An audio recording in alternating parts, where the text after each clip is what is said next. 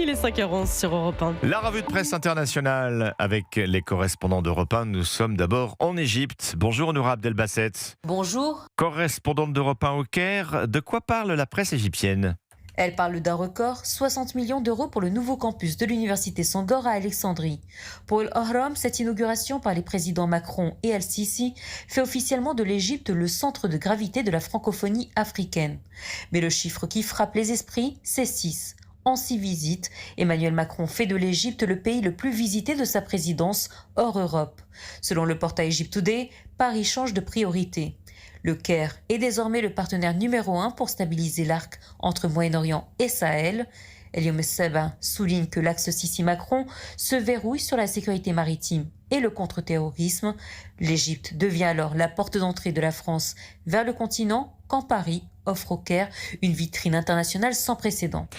Nous partons maintenant au Maroc avec Alexandre Blanc. Vous êtes à Rabat pour Europe 1. Qu'est-ce qui fait les gros titres chez vous ?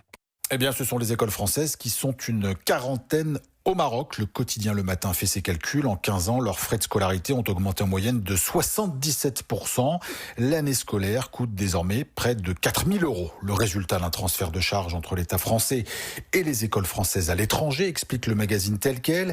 Ce qui étonne tout de même les parents d'élèves au Maroc, car un élève dans une école française à Rabat coûte en moyenne près de 3 000 € par an à la France, contre plus de 10 000 € dans l'enseignement public à Paris, rapporte le journal L'Opinion.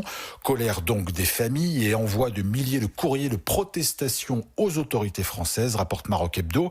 Mais les hausses étant actées, cela ne changera rien, au risque que la langue de Molière décline, s'inquiète la presse. De nombreux Marocains cherchant à scolariser leurs enfants ailleurs que dans le système français. Nous sommes enfin en Belgique ce matin. Michael Denut, vous êtes à Bruxelles pour Europe 1, à la une des journaux belges.